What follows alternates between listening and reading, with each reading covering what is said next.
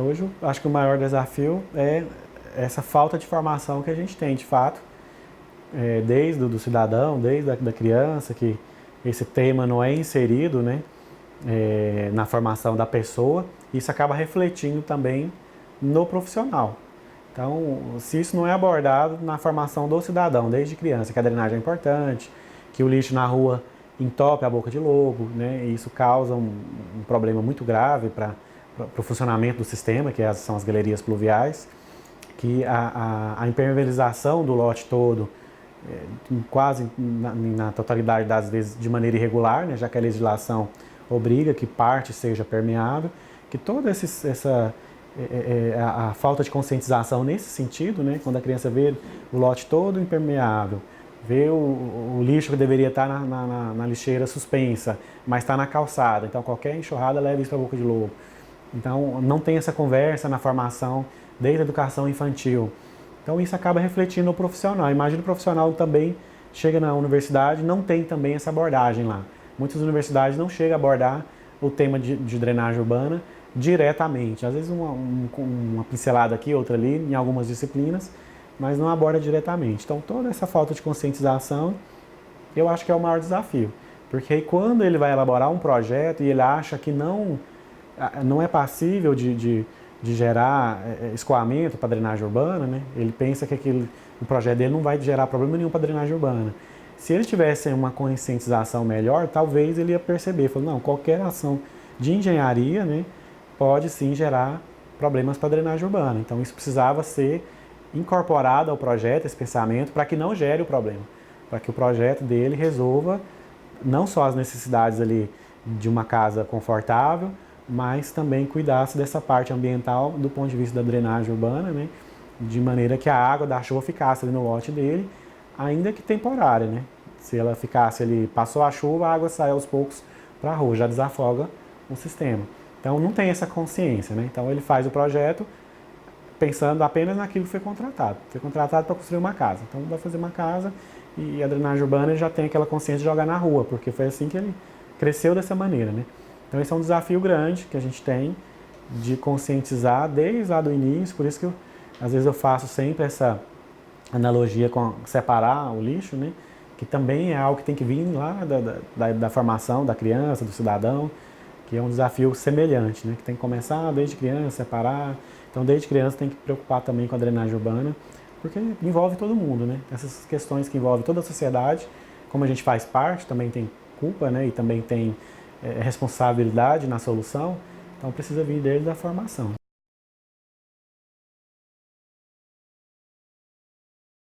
Em Goiânia, a gente pode dizer que ainda não é tão problemática a parte de drenagem, comparando com várias outras cidades, né? Tem casos extremos, igual Rio de Janeiro, São Paulo, que lá gera mortes quase todos os anos, né? A drenagem urbana, então lá é caos, vamos dizer assim. Então a gente tem uma situação bem mais confortável em relação a esses outros grandes centros, e a gente vê que a população está começando, assim, acho que a parte técnica talvez, começando a preocupar um pouco mais, mas a população menos. Então precisa, quando eu digo transversalmente, é porque isso tem que vir, né? A gente precisa ver lá nos currículos, né, de formação escolar do aluno, desde da formação lá do infantil dos primeiros ciclos de formação, ver como que isso pode ser abordado de maneira transversal em algumas disciplinas, né? O professor está sempre comentando alguma coisa, está abordando sempre essas questões desde dessa fase de formação, para que ele já cresça, né, tenha a sua opinião formada, direcionada, com essa responsabilidade que ele tem nessas questões de drenagem urbana.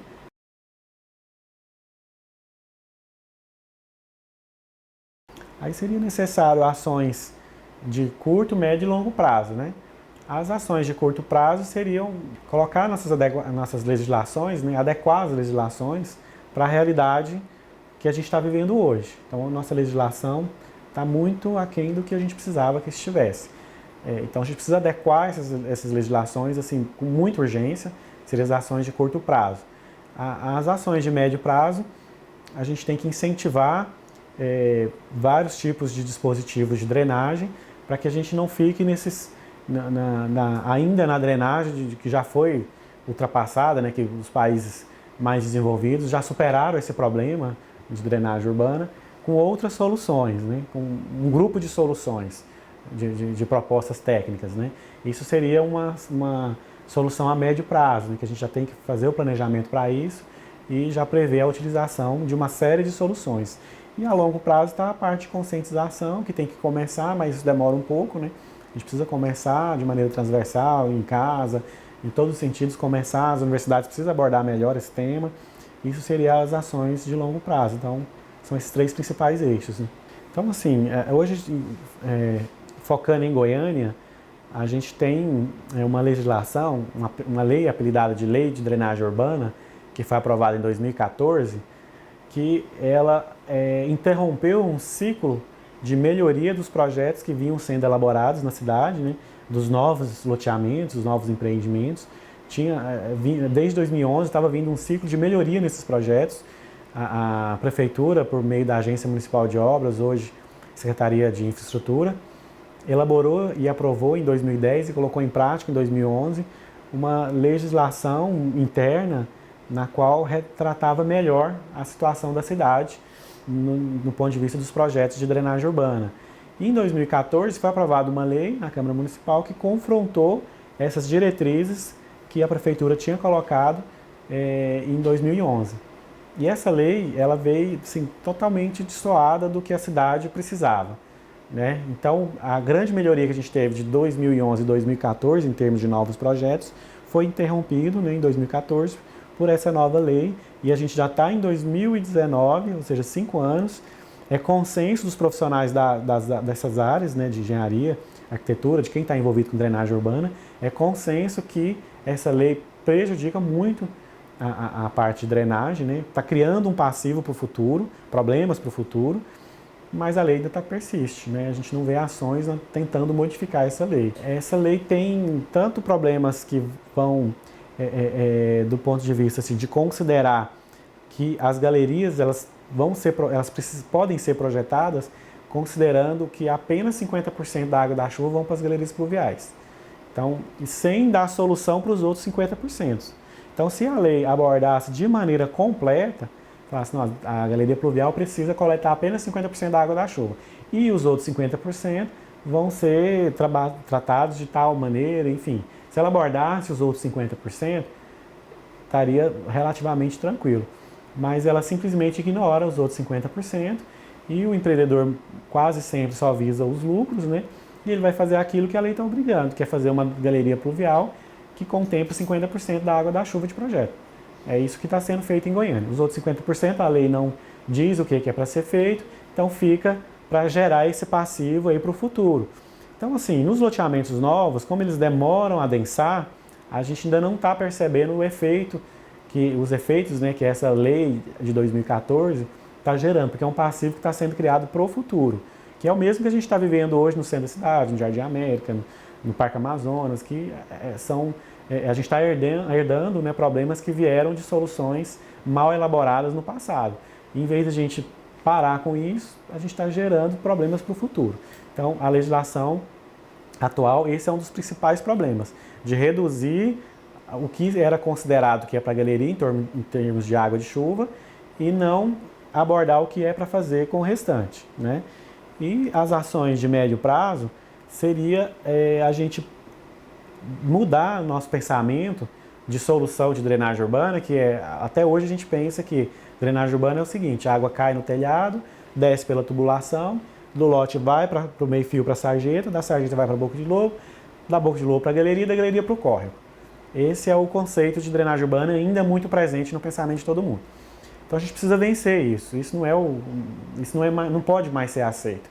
O que a gente precisa é que até chegar na galeria, vários outros dispositivos no meio desse caminho precisam existir, de maneira que essa água ou ela não vá para a galeria, ela infiltra no solo, ela evapora, ela é reutilizada, tem várias opções, ou ela vá muito lentamente para a galeria, que não vá toda essa chuva de uma vez para a galeria, gerando problemas nos nossos córregos, né? Então, esses conceitos que precisam ser adotados a médio prazo. Por que a médio prazo? Porque a gente não pode também utilizar essas medidas à revelia. Quer dizer que a partir de hoje não vamos considerar que vai para a galeria, vamos colocar um posto de infiltração, vamos reutilizar. Não é para ser feito de qualquer maneira. Precisa fazer as simulações, os estudos, A engenharia tem condições tranquilamente de planejar isso de maneira que vá de fato funcionar. Tá? Por isso que é médio prazo. Vamos fazer os estudos corretos, chegamos nos parâmetros corretos, as estruturas que precisam ser utilizadas passam a ser utilizadas, né? Então é nesse sentido. O Ministério Público ele pode estar fiscalizando, né, o poder público no sentido de cumprimento das leis que existem, boas ou ruins, e está sempre provocando esses debates, sugestões inclusive, né, para a gente modificar aqueles pontos que não está legal. Né? Ele pode estar notificando o poder público, foi constatado por meio das palestras, dos eventos, que não está adequado, então eu quero um posicionamento em relação a isso. Né? Então cobrar parâmetros, pareceres técnicos, né, que se forem cobrados, se, por exemplo, ao aprovar essa lei, tivesse um parecer técnico acompanhado, só vamos aprovar essa lei de 2014 dessa maneira, se tiver um parecer técnico junto. Provavelmente ela não teria sido aprovada. Então, de repente, o Ministério Público, se estiver dentro das atribuições do Ministério Público, fiscalizar dessa maneira, fiscalizar que as decisões técnicas possam prevalecer, inclusive na elaboração, ou principalmente na elaboração das leis, né? Porque essa tem poucos pontos positivos e tem muitos pontos negativos que vão além da drenagem urbana. Por exemplo, permite o rebaixamento do lençol freático, né, para execução de subsolos, pavimentos prédios com 2, 3 subsolos, né? Se existir o nível freático, ele pode rebaixar isso e isso bombear para uma outra área, né? Que, assim, deu uma solução para o rebaixamento do nível freático que, na maioria dos casos, não é viável. Né? Então, são outros problemas também que a gente tem nessa lei que abordou esse aspecto, tanto da água superficial como da água subterrânea, que seria o lençol freático, né? Que a gente vê muitas falhas, né, muitos pontos negativos nessa questão. Tem poucos pontos positivos que poderiam ser aproveitados numa nova lei, né? E então essa lei precisava ser revogada com a existência de uma nova, né, ser substituída por uma nova lei o mais rápido possível.